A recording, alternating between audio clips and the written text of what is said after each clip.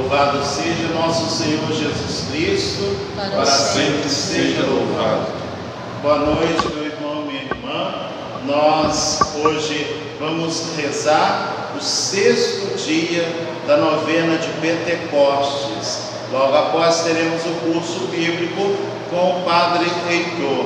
E nesta novena nós queremos rezar por você, queremos rezar pela sua família, pelas suas intenções, rezar pelos enfermos, rezar por todas as pessoas que pediram as nossas orações neste dia, que o Senhor possa vir ao seu auxílio, restaurando os corações, fortalecendo cada pessoa que passa por tribulação, por sofrimento, para que jamais perca a sua fé e a sua esperança.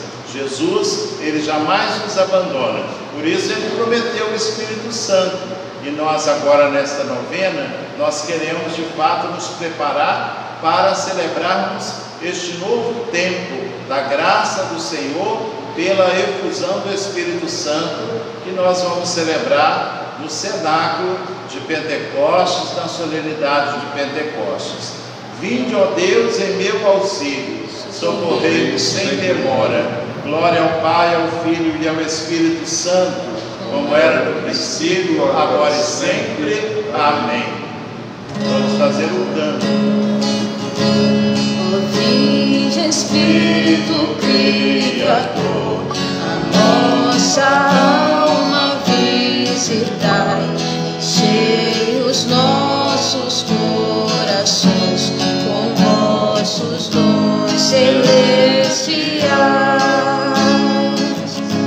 Vós sois chamado intercessor de Deus, excelso dom sem par, a fonte viva, o fogo, amor, a unção divina e salutar. Sois doador dos 7 dons, e sois poder na mão do Pai, por Ele prometido a nós, por nós seus feitos proclamar. A nossa mente iluminai, os corações enchei de amor, nossa fraqueza encorajai, qual força eterna e protetor. Nosso inimigo repeli e concedei-nos vossa paz, se pela graça nos guiais, o mal deixamos para trás. Ao Pai, ao Filho Salvador, por vós possamos conhecer, que procedeis do seu amor, fazei-nos sempre firmes crer. Renove suas maravilhas em nossos dias, como em um novo Pentecostes.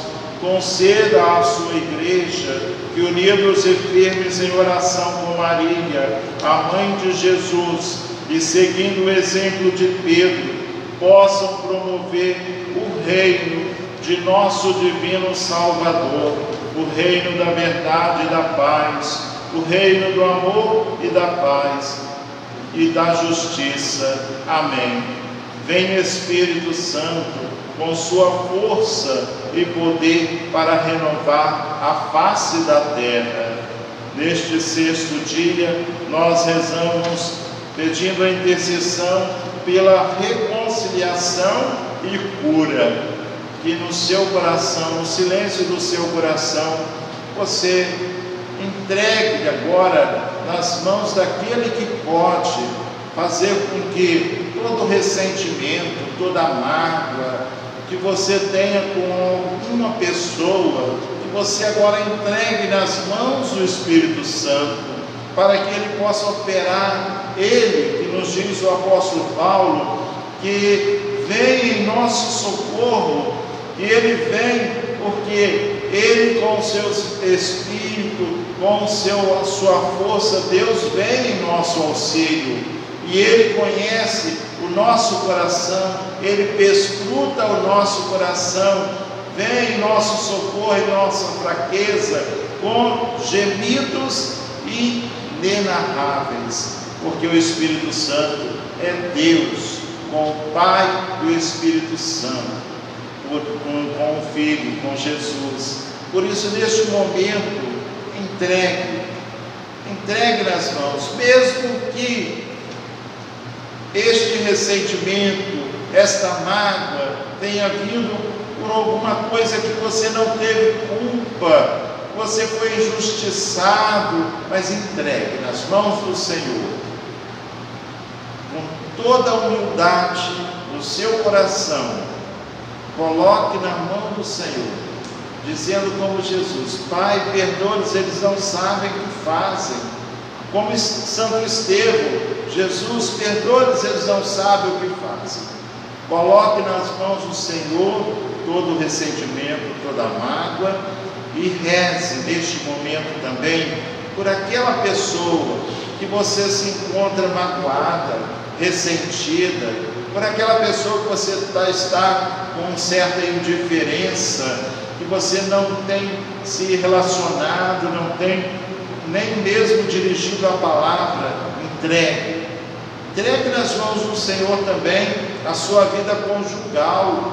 Você que porventura possa estar chateado, magoado com o seu esposo, com a sua esposa, com os seus filhos, coloque cada um sob o olhar da misericórdia de Deus. Reze pela reconciliação, mas reze também pela reconciliação do povo de Deus.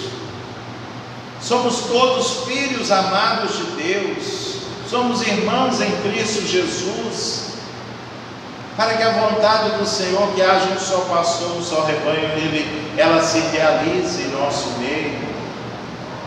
Reze pela reconciliação das nações, que aquelas nações que têm mais condições ajudem aquelas mais pobres. Tudo é de Deus, tudo pertence a Deus. Nós estamos vendo isso neste tempo de pandemia, que todos, indistintamente, correm o mesmo risco.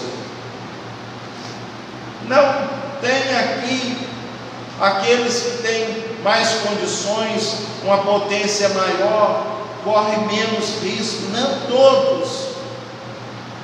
Portanto, rezemos pela reconciliação dos povos e pela a cura do egoísmo, a cura do orgulho ferido, da vaidade, não só pela cura física também, e como devemos rezar, sobretudo neste tempo, pela cura daqueles que foram atingidos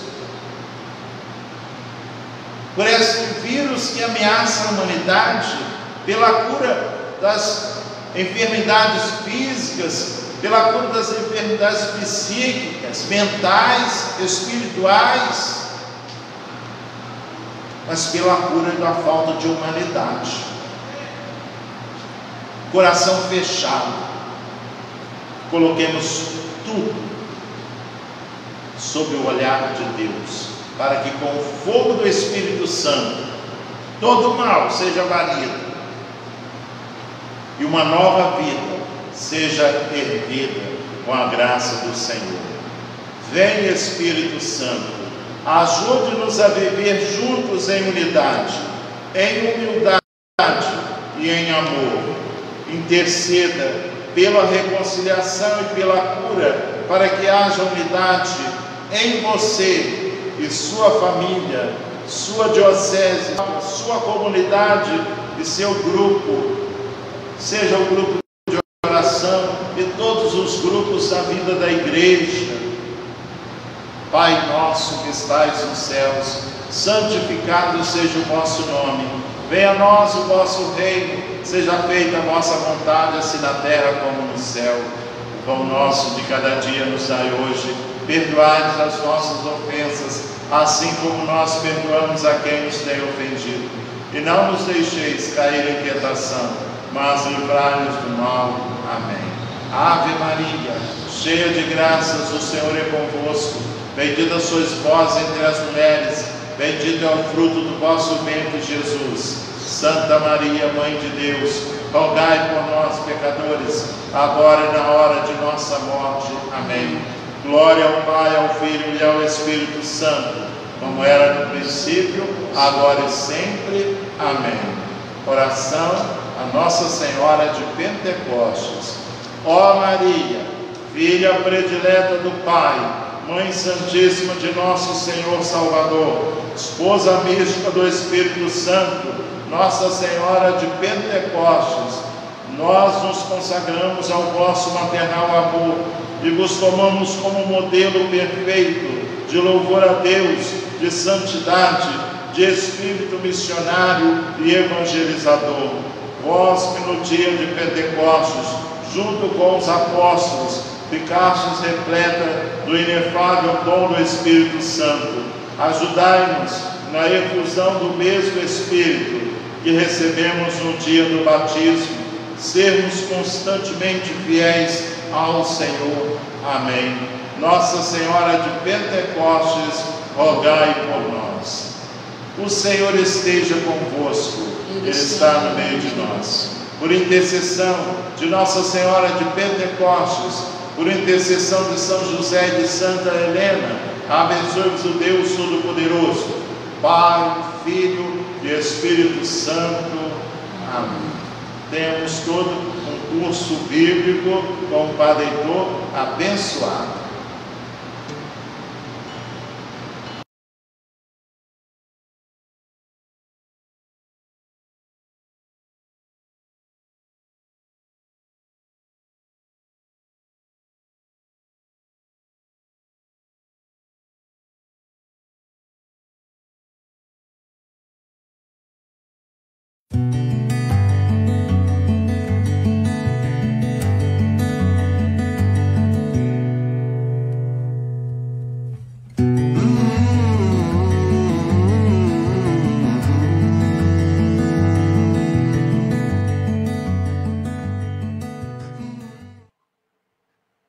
Louvado seja nosso Senhor Jesus Cristo, para sempre seja louvado. Em nome do Pai, do Filho e do Espírito Santo. Amém. Vinde, Espírito Santo, enchei os corações dos vossos fiéis e acendei neles o fogo do vosso amor. Enviai o vosso Espírito e tudo será criado, e renovareis a face da terra. Oremos, Deus que instruíste os corações dos vossos fiéis com a luz do Espírito Santo, fazei que apreciemos retamente todas as coisas segundo o mesmo Espírito, e gozemos sempre da sua consolação por Cristo Senhor nosso. Uma boa noite a todos. É com alegria que podemos dar continuidade a esse nosso curso bíblico, no qual nós estamos refletindo sobre alguns temas referentes aos evangelhos sinóticos. Há 2 semanas nós estamos tratando algumas linhas mestras que nos ajudam a fazer uma leitura mais proveitosa dos textos evangélicos. Na semana retrasada, nós líamos e comentávamos brevemente os textos da infância de Jesus. E na semana passada pudemos comentar os textos das tentações de Jesus nos evangelhos. Mas hoje nós vamos tratar de um material muito mais vasto. Vamos falar dos milagres de Jesus. Ainda que pretendêssemos comentar sobre todos eles, nós não conseguiríamos condensá-los em 1 hora de comentário a respeito dessas passagens bíblicas.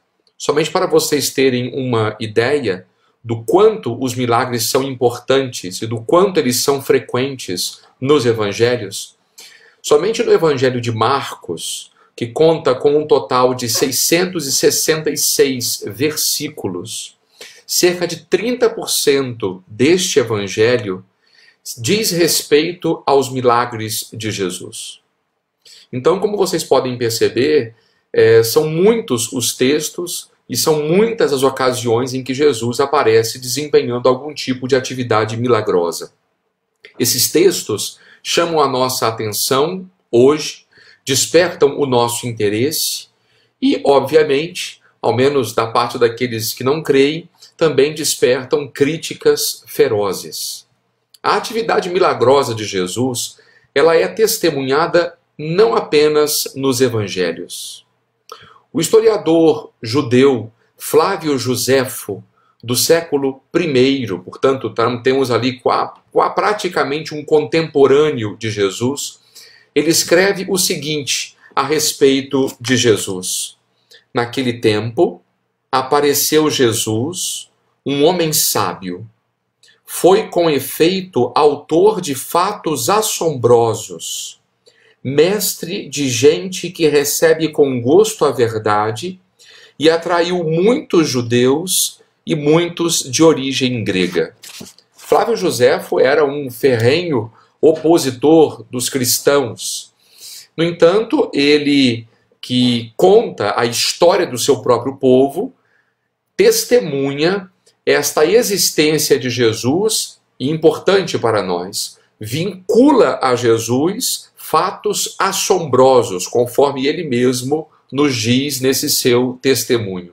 Portanto, que Jesus era conhecido no seu tempo como um importante taumaturgo, isso parece fora de dúvidas. E é isso que nós vamos encontrar, inclusive, em todos os evangelhos. Mas na medida em que o tempo vai passando e os milagres vão se tornando cada vez mais escassos, afinal de contas, hoje em dia, por exemplo, nós não vemos milagres à torto e à direito. Eles evidentemente acontecem, porém são acontecimentos extraordinários.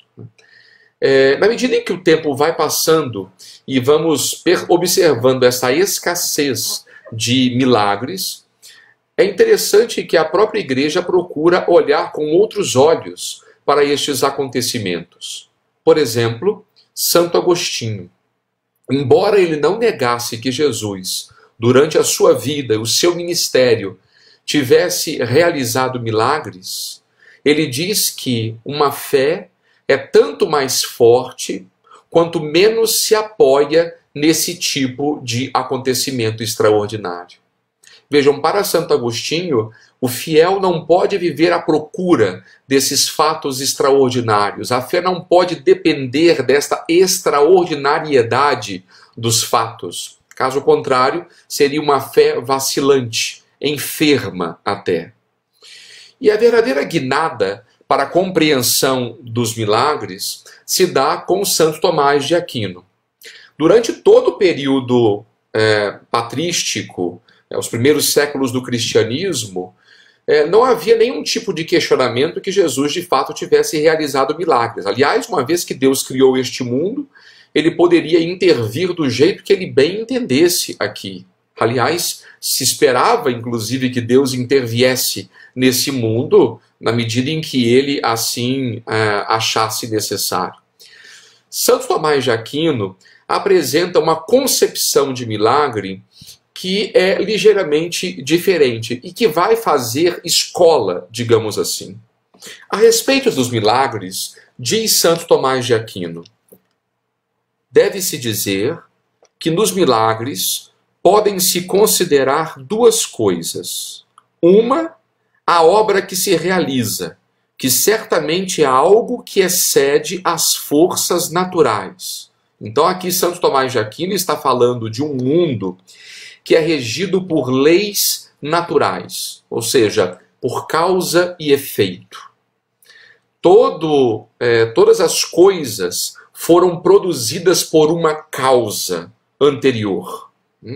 Então, na medida em que nós descobrimos esta causalidade, então nós conseguimos explicar as leis da natureza. Nesse sentido é que Santo Tomás entende o milagre, ou seja, o milagre é aquilo que excede a estas causas que nós conhecemos. É algo que rompe com estas conhecidas leis da natureza. Então, nesse sentido, continua Santo Tomás de Aquino, os milagres se chamam virtudes, ou seja, é algo estupendo, portentoso, grandioso. A outra é o motivo pelo qual os milagres se realizam, que é a manifestação de alguma realidade sobrenatural. Então vejam, no milagre Santo Tomás distingue duas coisas. Primeiro, é aquilo que se realiza enquanto algo que excede as leis da natureza. E por outro lado, ele destaca o motivo pelo qual o milagre se realiza, ou seja, chamar a nossa atenção para alguma realidade sobrenatural. Nesse sentido, os milagres se chamam sinais. O interessante é que Santo Tomás de Aquino, depois de apresentar essas duas dimensões do milagre, ele praticamente abandona esse segundo aspecto e comenta simplesmente o milagre enquanto algo que rompe as leis da natureza. E é daí que vem a nossa compreensão, portanto, de milagre, como algo que quebra estas leis, como algo que é marcado pela excepcionalidade. E na medida em que o tempo vai passando e vão surgindo certas correntes filosóficas, correntes de pensamento, esta concepção de milagre enquanto algo que rompe as leis da natureza vai sendo questionada. E por que isso? Porque há muitas coisas para as quais nós não conhecíamos as causas antigamente, hoje nós sabemos quais são essas causas. Então, nesse sentido, o milagre acaba perdendo espaço. Por exemplo, certas enfermidades no tempo de Jesus eram vistas como possessões demoníacas. Hoje se sabe muito bem que são enfermidades. Por exemplo, às vezes fenômenos de histeria, fenômenos como a epilepsia, são fenômenos que na antiguidade eram atribuídos a forças sobrenaturais. Hoje, com o conhecimento que nós temos da psicologia humana, nós conseguimos entender certos fenômenos a partir de uma dimensão natural. Então, na medida em que o homem vai progredindo e vai conhecendo cada vez mais estas causas, que até então eram desconhecidas, então nós vemos que para muitas coisas existem explicações, digamos, até naturais. E justamente porque a ciência foi avançando e foi aumentando os seus conhecimentos destas causas que regem o mundo, surgiram diversas críticas a respeito desses milagres, conforme são narrados nos evangelhos. A partir do século XVIII, sobretudo, começam a surgir as famosas Vidas de Jesus, escrita por autores que são guiados por uma ideologia, uma filosofia chamada racionalismo. Segundo os racionalistas, tudo aquilo que nos cerca deve ser explicado à luz natural da razão. Portanto, não existe qualquer possibilidade de uma intervenção sobrenatural nos evangelhos. Na verdade, aquilo que é narrado como sobrenatural nos textos evangélicos, nós precisamos explicar a partir de fenômenos conhecidos, das leis naturais conhecidas. Somente para citar um único exemplo para vocês, um autor alemão do século XVIII, chamado Paulus, escreveu uma vida de Jesus, na qual procurava explicar todos os milagres de Jesus, atribuindo a esses milagres forças da natureza. Dessa forma, por exemplo, Jesus não caminhou sobre as águas. Aquilo ali foi uma ilusão dos discípulos, que ao amanhecer, aquele lago coberto pela neblina, Jesus estava caminhando sobre pedrinhas, então eles pensaram que Jesus estivesse andando sobre as águas. Jesus também não multiplicou pães. O que ele fez foi simplesmente partilhar as provisões de que dispunha, de modo que as pessoas ficaram ali sensibilizadas e todos começaram a partilhar, e quando todos partilham, não falta nada para ninguém. E até mesmo a ressurreição de Jesus foi explicada desta forma. Para Paulus, não se tratou de um milagre a ressurreição de Jesus. Aquilo ali tratava-se de uma morte aparente. Jesus estava num estado de coma ou de catalepsia, mas que quando seu corpo entrou em contato com a pedra fria do sepulcro, ele despertou. Então vejam que Paulo é um dos muitos que vão tentar explicar esses e outros milagres, também milagres do Antigo Testamento, à luz natural da razão, não admitindo a possibilidade de qualquer intervenção sobrenatural neste mundo. Vejam, os racionalistas não são ateus. Eles até acreditam na existência de Deus. Entretanto, se ele existe, ele não tem nada a ver com esse mundo. Ele está lá em cima, guardadinho, neste âmbito celeste, e nós vamos fazendo a nossa vida aqui embaixo. Ele criou este mundo, criou as leis que regem esse mundo, e, portanto, ele não quebraria as leis que ele mesmo criou. É curioso que nós somos herdeiros, muitas vezes, desse tipo de pensamento. Antigamente, os cristãos procuravam se apoiar nos milagres para confirmar, inclusive, a veracidade da fé cristã, a autenticidade do Evangelho. Então, os milagres meio que chancelavam a autenticidade do Evangelho. A atitude hoje nossa, quando lemos esse texto, é um pouco diferente. Os milagres hoje, para nós, que nos julgamos tão evoluídos, marcados por esta mentalidade científica, quando nós, cristãos, lemos esses textos, nós quase que pedimos desculpas ao mundo porque eles estão ali, né? Ou seja, eles já são uma espécie de pedra no nosso sapato. Mas isso porque, justamente, nós nos deixamos contaminar por esse tipo de mentalidade racionalista.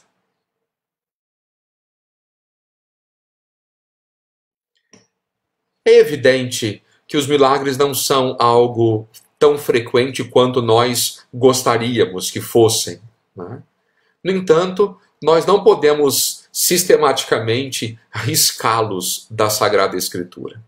Um importante autor que estuda a historicidade de Jesus e dos relatos evangélicos, ele, quando analisa esses acontecimentos, ele diz que se tivéssemos de rejeitar in toto, ou seja, completamente, como não histórica, a tradição sobre os milagres realizados durante o ministério de Jesus, então teríamos de rejeitar também todas as demais notícias que os evangelhos nos oferecem a respeito de Jesus. Então, assim como eu dou credibilidade a certos acontecimentos que são narrados nos evangelhos, por exemplo, eu creio que Jesus foi crucificado, eu creio que ele nasceu em Belém, eu creio na concepção virginal de Jesus, eu creio que ele nasceu sem concurso humano, eu creio na sua ressurreição gloriosa. Então, por que eu não haveria de crer também nesta possibilidade de Jesus realizar milagres? Eu costumo dizer que nessa matéria, em geral, nós coamos o mosquito e deixamos passar o camelo. Nós, com muita facilidade, dizemos que acreditamos, por exemplo, na encarnação de Jesus. Ou seja, Jesus é homem, 100% homem e 100% Deus. Ou seja, uma das coisas que deveria dar um nó na nossa cabeça, completamente, nós acreditamos, ou dizemos que acreditamos tranquilamente. Ou seja, nós acreditamos que Jesus é homem e Deus, mas não acreditamos que Jesus, de fato, seja capaz de realizar milagres, né? Assim como são descritos nos evangelhos. É lógico que os evangelistas, eles não são, já disse isso mais de uma vez, inclusive, eles não são historiadores. Quando eles contam esses episódios para nós, eles não querem simplesmente reportar um fato. É mais do que isso. E é sobre este tema que nós queremos tratar ao longo desse nosso comentário. Os evangelistas, quando falam dos milagres de Jesus, em geral, qualificam esses atos como dinamis. A palavra dinamis significa poder, potência. Então, são atos de poder realizados por Jesus. O quarto evangelista dá um nome um pouco diferente a esses episódios. Ele chama de sinais. E nesse sentido nós precisaríamos ler o quarto evangelho para entender o que São João entende por sinais. Mas vamos ficar apenas com a concepção dos evangelhos sinóticos. O que então os evangelistas entendem por dunamis? A tradição sinótica, no modo sóbrio como descreve os milagres de Jesus, tem todo um cuidado muito grande para não transformar Jesus numa espécie de milagreiro, uma espécie de feiticeiro, mago, como muitos que circulavam naquele contexto em que Jesus vivia. Com os seus milagres, Jesus não pretendia provar a sua procedência divina ou provar a sua dignidade excepcional. Há ocasiões, inclusive, em que Jesus se recusa a realizar milagres que comprovassem a sua autoridade e a sua proveniência divina. É o que nós vamos encontrar no capítulo 8 de São Marcos. O evangelista nos diz: saíram os fariseus e começaram a discutir com ele. Para pô-lo à prova, pediam-lhe um sinal vindo do céu. Suspirando profundamente em seu espírito, ele disse: por que essa geração procura um sinal? Em verdade vos digo que a esta geração nenhum sinal será dado.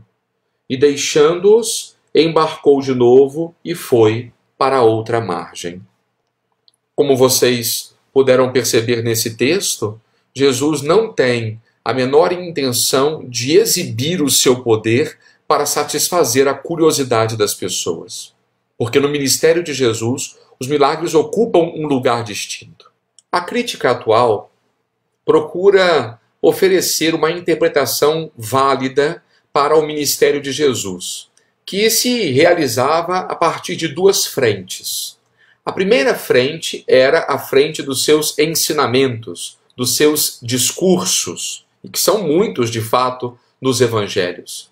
E a segunda frente são as suas ações. E é aqui que entram os milagres que Jesus realizava.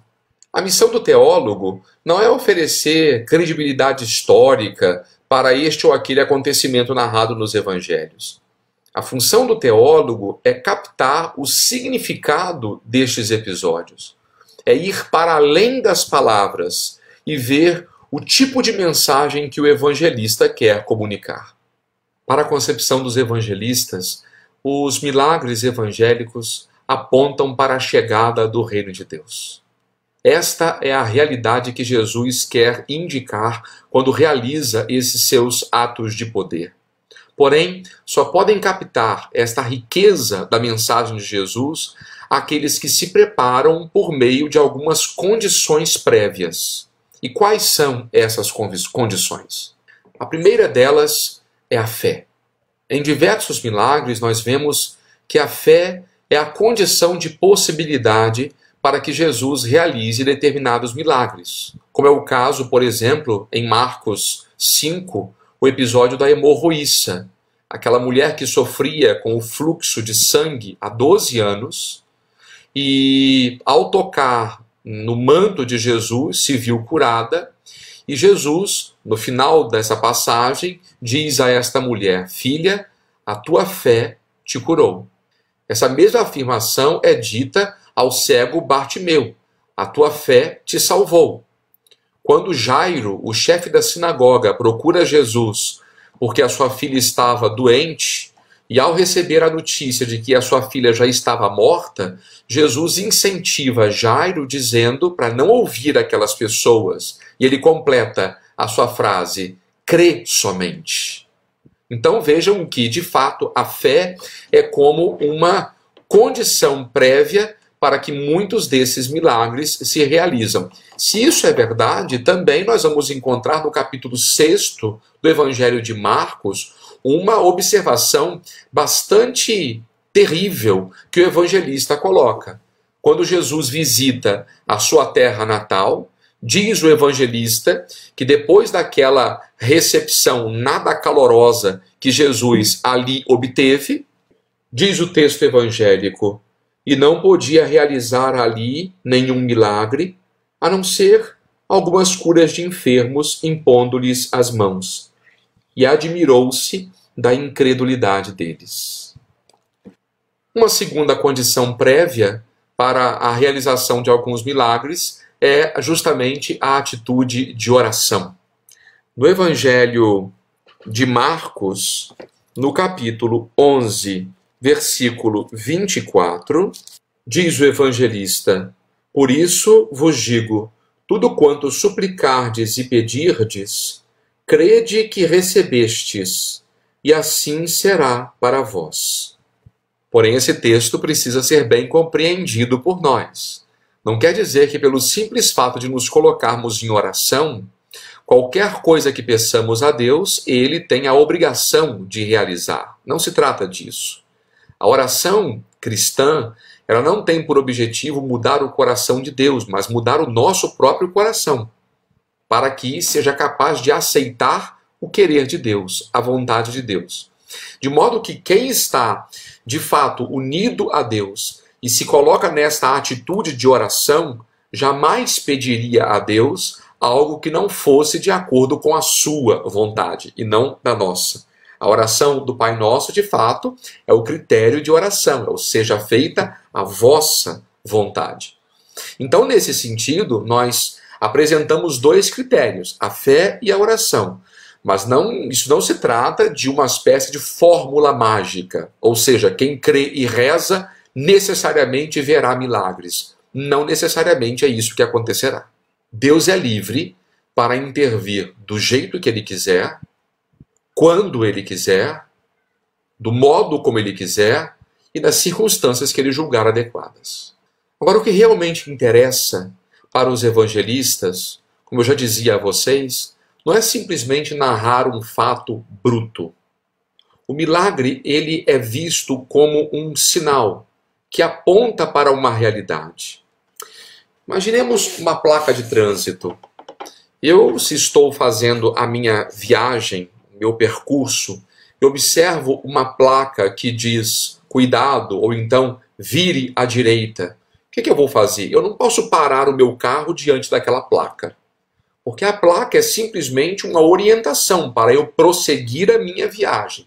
Se eu parasse ali diante daquela placa e ficasse olhando aquela placa como se fosse a minha meta, bom, a minha viagem estaria assim truncada. Vejam que é uma atitude completamente impensável, estúpida até.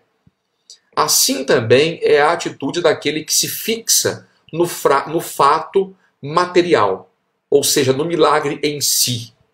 Se nós simplesmente nos deixamos impressionar pelo fato de Jesus expulsar um demônio, ou de Jesus curar uma enfermidade, de Jesus caminhar sobre as águas, e ficamos aqui boquiabertos com esse tipo de acontecimento bruto, bom, nós não entendemos de fato a razão de eles estarem ali no Evangelho.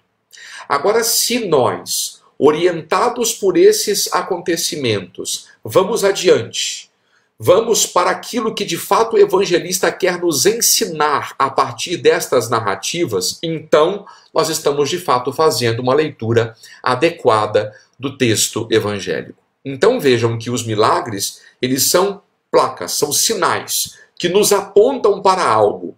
O que é este algo que os evangelistas nos apontam, que os milagres nos apontam? É justamente a chegada do reino de Deus. Através dos milagres, Jesus mostra para nós que esse reino se faz presente. Esse reino no qual a vontade de Deus de fato acontece. E qual é a vontade de Deus? Que o homem seja plenamente restaurado. Que o homem seja feliz em todas as suas dimensões. Que o homem se deixe reconciliar com Deus. Esta é a vontade de Deus. Portanto, os evangelhos nos apresentam Jesus como esse grande anunciador da chegada do reino. E como Jesus anuncia que este reino está no meio de nós? Anuncia através das suas palavras, diversos discursos Jesus emprega para falar dessa chegada do reino, E também ele ensina isso através dos sinais que ele realiza. Então, seja quando ele fala, seja quando ele realiza milagres, Jesus ensina. Dessas duas formas, são maneiras diferentes de Jesus ensinar sobre esse mesmo tema, que é a chegada do reino de Deus no meio de nós.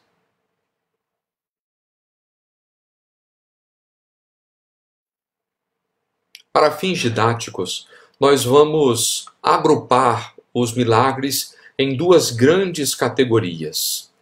Os chamados milagres sobre a natureza e as curas. E por que nós fazemos esse tipo de distinção? Porque embora os evangelistas narrem esses acontecimentos grandiosos aí vinculados à pessoa de Jesus, nem todos os milagres são apresentados da mesma forma. Então nós vamos perceber por detrás desses dois grandes grupos a intenção teológica por detrás dessas narrativas. Então, o primeiro desses grupos são os chamados milagres sobre a natureza, quando Jesus quebra as leis que nós atualmente conhecemos. É o caso, por exemplo, quando ele caminha sobre as águas, é quando ele multiplica os pães. Então, são milagres que, de fato, desafiam os nossos conhecimentos das leis que regem este mundo. Vamos ilustrar estes milagres sobre a natureza com um episódio específico para ver justamente a intenção teológica por detrás.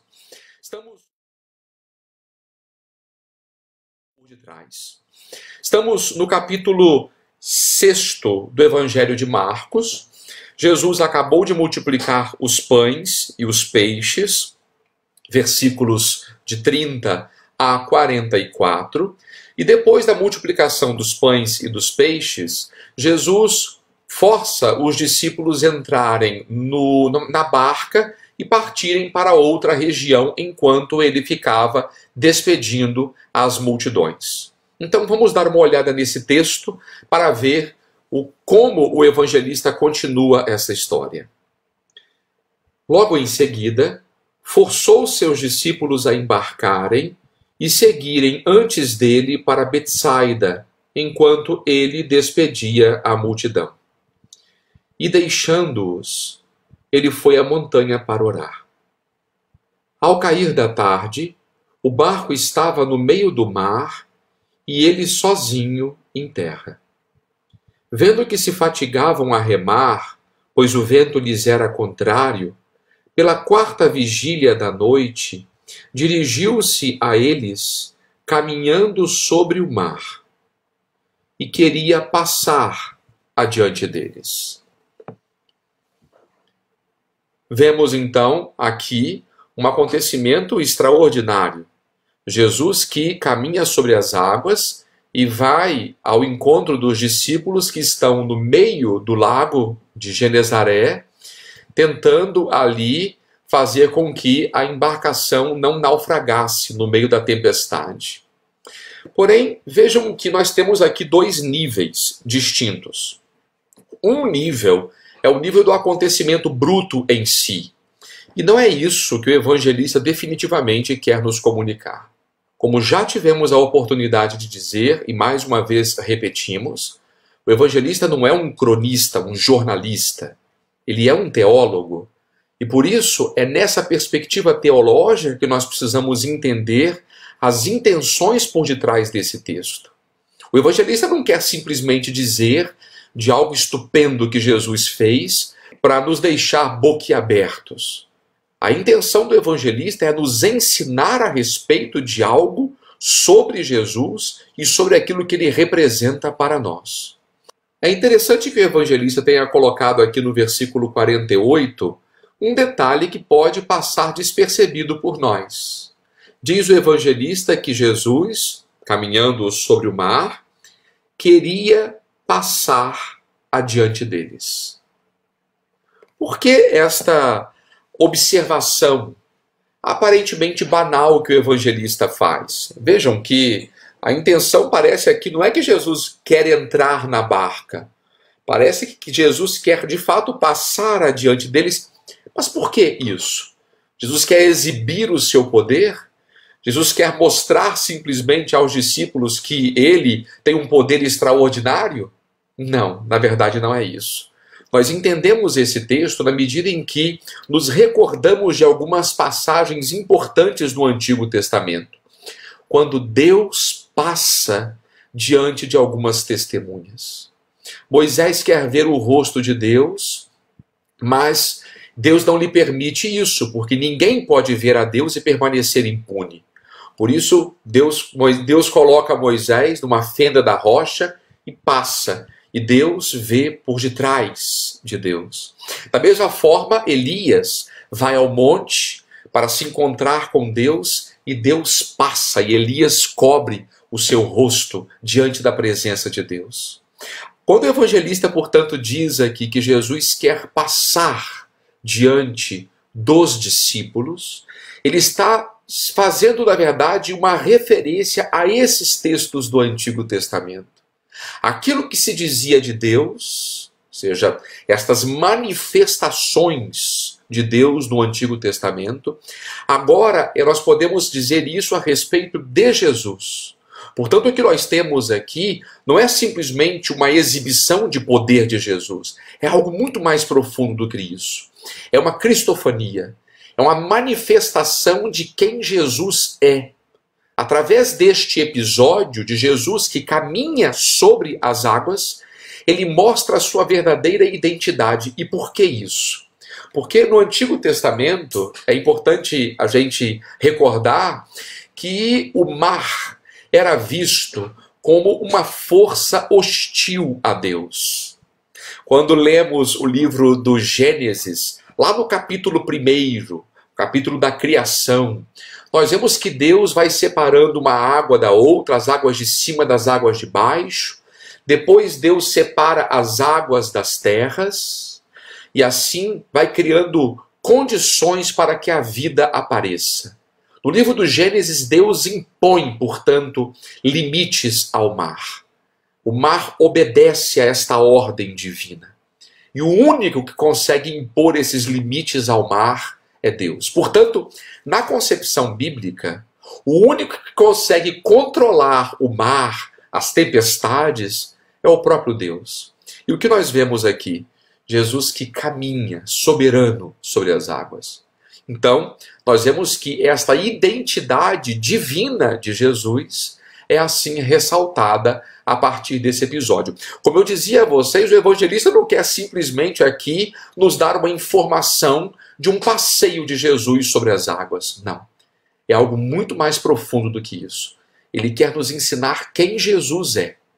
E, para tanto, ele se serve desse episódio da caminhada de Jesus sobre as águas.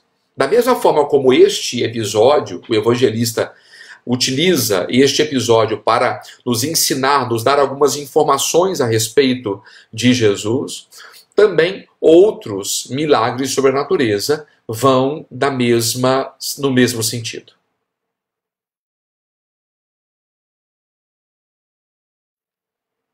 O segundo grande grupo de milagres de Jesus são as curas. De fato, Jesus exerceu esta atividade curadora em muitos episódios. Aqui, nestes milagres de cura, nós podemos mencionar não apenas curas físicas, por exemplo, a surdez, a cegueira, a paralisia, não apenas isso, mas também podemos incluir aqui também certos episódios, como por exemplo os exorcismos. Também podemos agrupá-los aqui nesses episódios de cura. E também nesses casos, a intenção do evangelista não é simplesmente relatar uma espécie de consulta, entre aspas, que Jesus faz no seu tempo. Jesus não é um curandeiro, mas ao narrar esses episódios, o evangelista quer nos ensinar algumas coisas a respeito de Jesus. E também desta forma eu gostaria de citar um exemplo, um relato de cura, para podermos perceber este ensinamento que está por detrás da passagem bíblica. O texto escolhido por nós é o capítulo 2 de São Marcos. Vamos até ele. Entrando de novo em Cafarnaum, depois de alguns dias, souberam que ele estava em casa, e tantos foram os que se aglomeraram, que já não havia lugar nem à porta, e anunciava-lhes a palavra. Vieram trazer-lhe um paralítico, transportado por 4 homens. E como não pudessem aproximar-se por causa da multidão, abriram o teto à altura do lugar onde ele se encontrava, e tendo feito um buraco, baixaram o leito em que jazia o paralítico. Jesus, vendo sua fé, disse ao paralítico: Filho, os teus pecados estão perdoados. Esse texto aqui é cercado de inúmeros simbolismos. Antes de tudo, Marcos faz questão de assinalar esta atividade magisterial de Jesus. Jesus que anuncia a palavra, Jesus que ensina. Marcos não se preocupa em dizer o conteúdo do ensinamento de Jesus. Mais importante do que falar do conteúdo é falar da atividade em si mesma. Agora, é justamente nesse contexto de ensinamento que nós vemos 4 homens anônimos que trazem uma quinta pessoa, um quinto homem paralítico, e querem colocar este paralítico diante de Jesus. Uma vez que não houvesse possibilidade de fazê-lo pela porta, eles escavam um buraco no teto e descem o paralítico onde estava Jesus. E é aqui que o relato fica surpreendente. Porque neste texto, o paralítico é extremamente passivo. O que fez o paralítico nesse texto? Absolutamente nada. Ele simplesmente foi transportado por esses 4 homens que o desceram no lugar onde Jesus se encontrava. Agora, o texto chama a atenção para a fé. Jesus, vendo a sua fé, a fé de quem? A fé do paralítico? Não. Jesus vendo a fé daqueles homens. O paralítico não demonstrou fé alguma. O paralítico aparentemente não tinha demonstrado crer em Jesus. Ao menos não vemos isso aqui de maneira explícita no texto. Mas seja como for, Jesus, vendo a fé daqueles homens, diz ao paralítico: Filho, os teus pecados estão perdoados. É interessante que alguns autores chamam a atenção justamente para alguns aspectos desse texto. O número 4 na Bíblia pode significar os 4 pontos cardeais, de modo que esses 4 homens que trazem o paralítico simbolizariam aqui esta humanidade, toda a humanidade, que vai à procura de Jesus. Esta humanidade que anseia por um encontro com Jesus. E, segundo alguns comentaristas, o paralítico representa quem?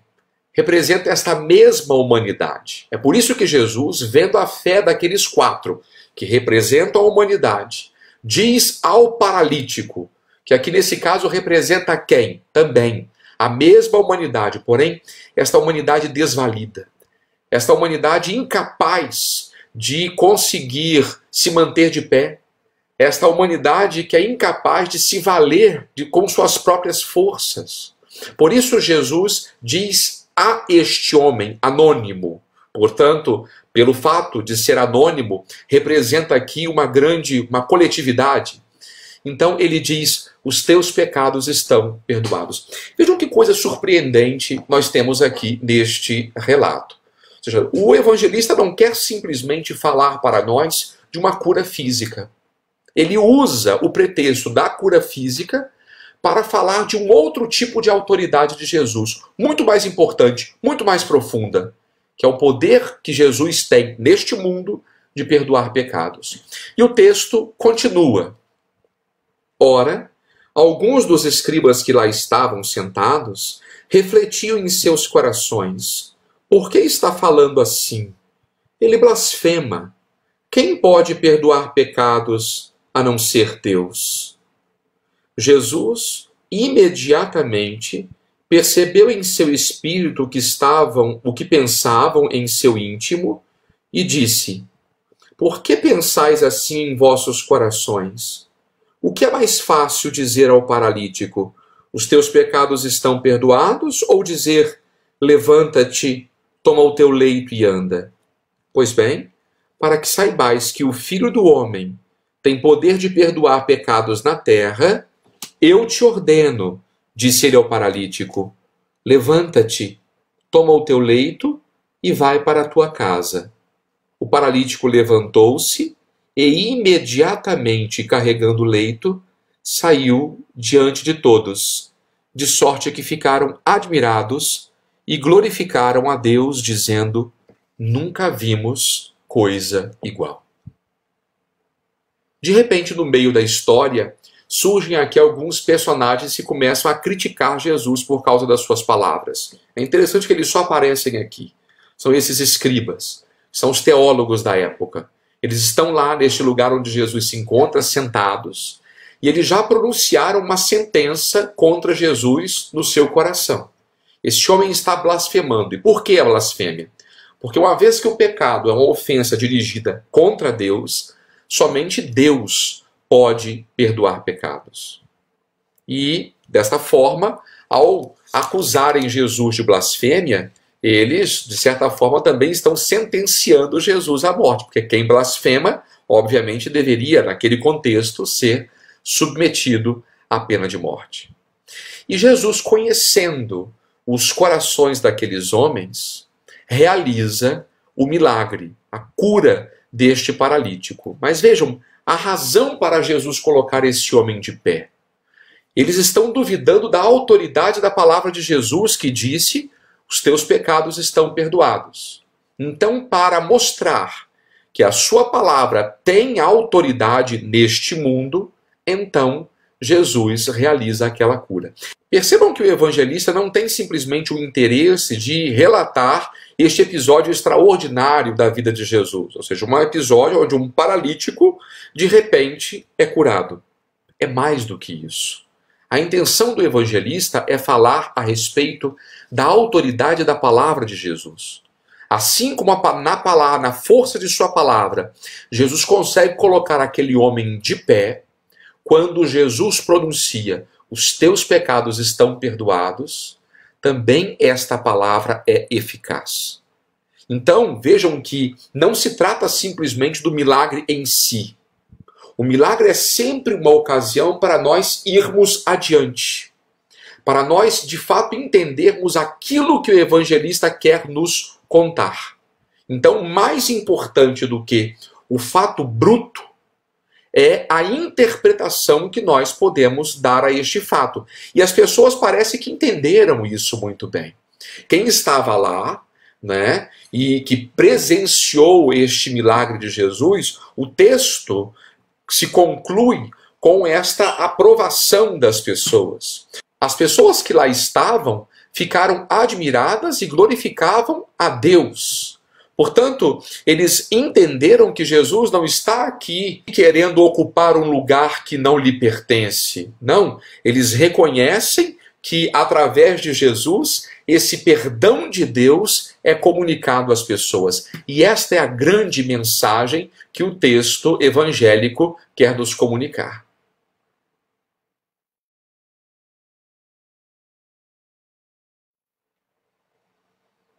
A partir desses dois exemplos que nós mencionamos nesse dia de hoje, nós podemos perceber que muito mais importante do que a simples reconstrução minuciosa da história, mais importante que isso é a interpretação que nós podemos extrair desses textos.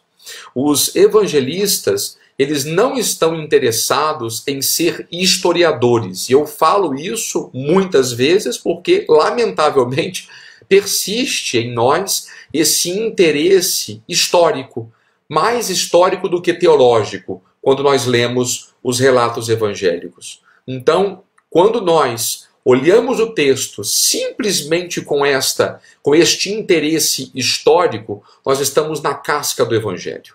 Nós estamos simplesmente na superfície. O que o evangelista nos convida a fazer, enquanto teólogo, Ou seja, ele quer comunicar um determinado tipo de mensagem para nós, que não é a mensagem histórica, não é o fato histórico, é algo muito mais profundo que isso. Ele nos ajuda, através deste fato, a entender quem é, de fato, a pessoa e a missão de Jesus Cristo. Então, quem de fato quiser interpretar de maneira autêntica os milagres, conforme são narrados nos evangelhos, a pergunta que deve motivar o leitor não é: de fato isso aconteceu assim mesmo? Quem se pergunta por esse tipo de coisa, como eu já disse, está na superfície do evangelho. A pergunta que deve motivar a nossa pesquisa e a nossa leitura é outra. Ou seja, o que o evangelista quer nos ensinar? Qual é o ensinamento teológico que está por detrás desse texto ou desse episódio? Isso por uma razão muito fundamental. A fé cristã não se baseia numa meia dúzia de fatos milagrosos. É muito mais do que isso. A fé cristã se baseia no que esses fatos representam para nós, no significado que a comunidade cristã atribuiu a esses acontecimentos.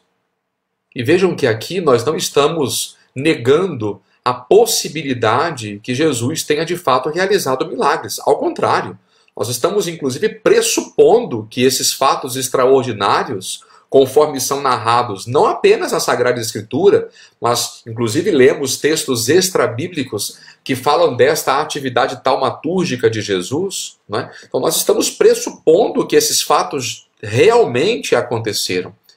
Porém, mais importantes do que simplesmente quantificar ou reconstruir esses fatos é o tipo de ensinamento que nós podemos extrair deles.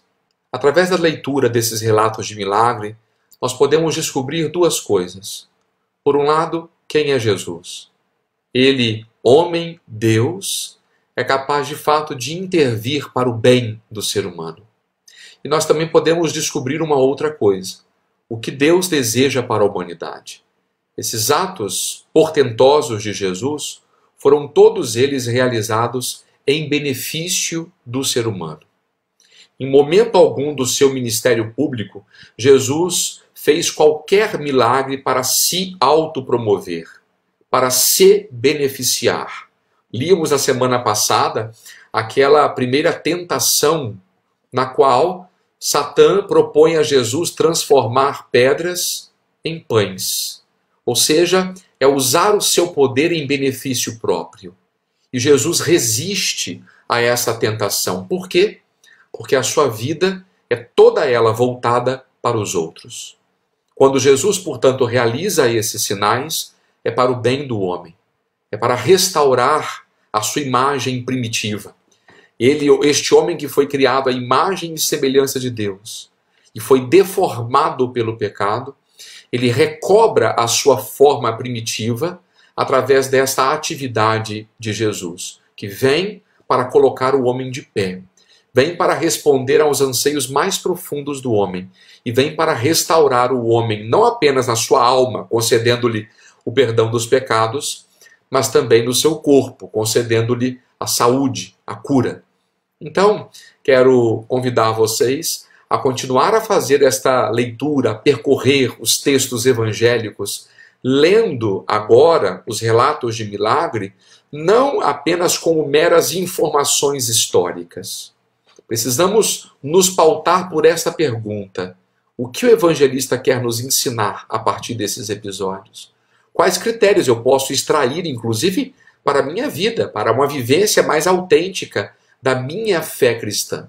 Se nós fizermos isso, com certeza, a nossa leitura do texto evangélico será muito mais proveitosa.